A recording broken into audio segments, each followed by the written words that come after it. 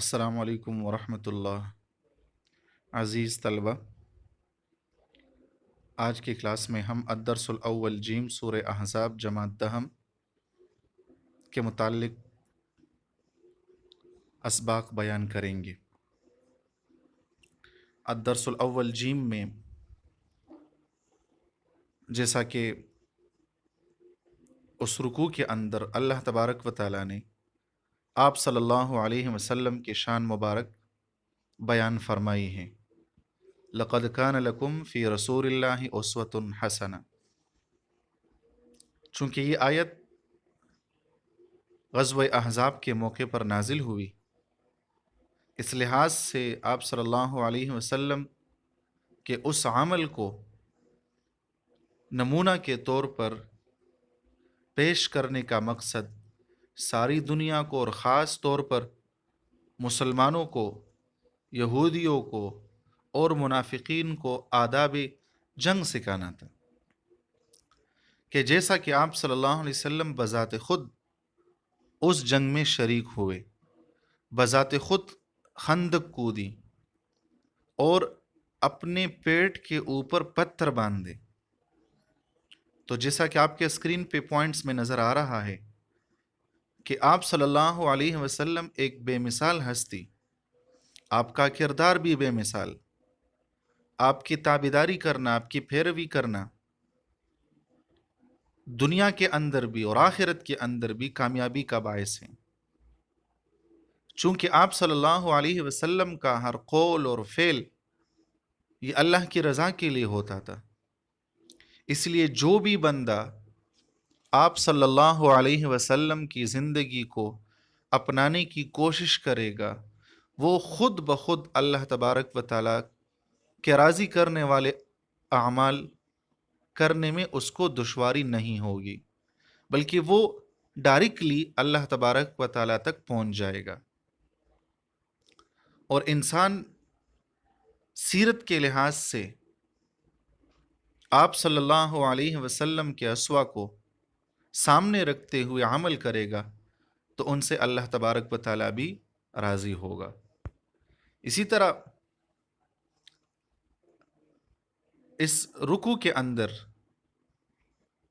آیت موجود ہے فَمِنْهُمْ مَنْ قَضَى نَحْبَهُ وَمِنْهُمْ مَنْ يَنْتَظِرُ۔ اس میں مسلمانوں کے دو گروہ کا ذکر فرمایا گیا ہے۔ وہ دو گروہ یہ تھے کہ جیسا کہ پوائنٹ آپ کے سامنے موجود ہے، اس آیت میں ان مومنوں کے بارے میں بات کی جا رہی ہے جنہوں نے شہادت کی نظر مانی تھی۔ مطلب یہ ہے کہ جو مسلمان تو ہو چکے تھے لیکن کسی عذر کی وجہ سے جنگ بدر میں شامل نہیں ہوئے تھے، تو انہوں نے یہ نظر مانی تھی کہ اگر ہمیں آئندہ موقع ملے گا تو ہم مسلمانوں کے ساتھ مل کر، آپ صلی اللہ علیہ وسلم کے ساتھ مل کر جہاد کریں گے۔ اور اللہ تبارک و تعالیٰ نے ان کو یہ موقع دیا، اور احد میں پھر یہ شامل ہو گئے اور آپ صلی اللہ علیہ وسلم کے اوپر اپنے جان کا نذرانہ پیش کر دیا۔ اس نظر پوری کرنے والے صحابی حضرت طلحہ بن عبید اللہ رضی اللہ عنہ، جس کا ایک ہاتھ شل ہو گیا، اور اسی ایک ہاتھ سے حضرت طلحہ رضی اللہ عنہ نے آپ صلی اللہ علیہ وسلم کے سامنے ڈال بھر کر ان کی حفاظت فرمائی۔ اسی طرح نیکسٹ میں اللہ تبارک و تعالیٰ فرماتا ہے وَكَفَى اللَّهُ الْمُؤْمِنِينَ الْقِتَالَ۔ چونکہ غزوہ احزاب، جیسا کہ ہم بار بار آپ کے سامنے اس بات کی وضاحت کر رہے ہیں کہ وہ انتہائی تکلیف دہ وقت تھا، اس لیے اللہ تبارک و تعالیٰ نے یہ آیت نازل فرما کر مسلمانوں کو حوصلہ دلا دیا کہ آپ میرا اوپر اعتماد کر لیں۔ اللہ کے اوپر اعتماد کرنا ایک مسلمان کا طریقہ ہوتا ہے، اس لیے چونکہ یہ آزمائش کا وقت تھا، مسلمانوں کے لیے تکلیف کا وقت تھا، اس لیے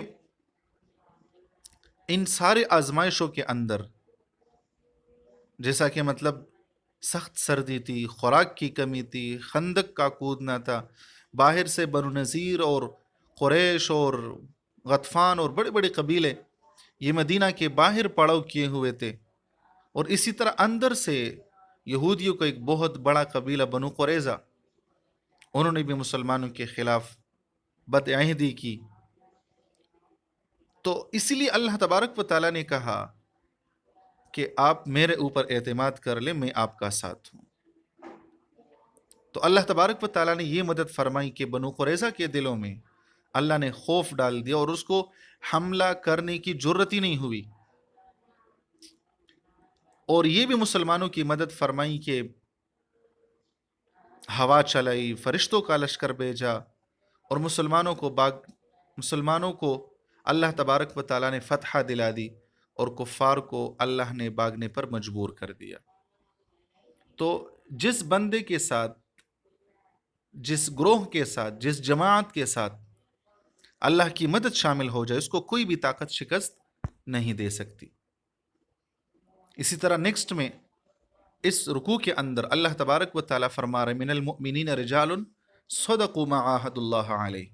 اس میں 3 آپشن آپ کے سامنے موجود ہیں، 3 حصے ہیں. وعدہ کرنے والے مومن،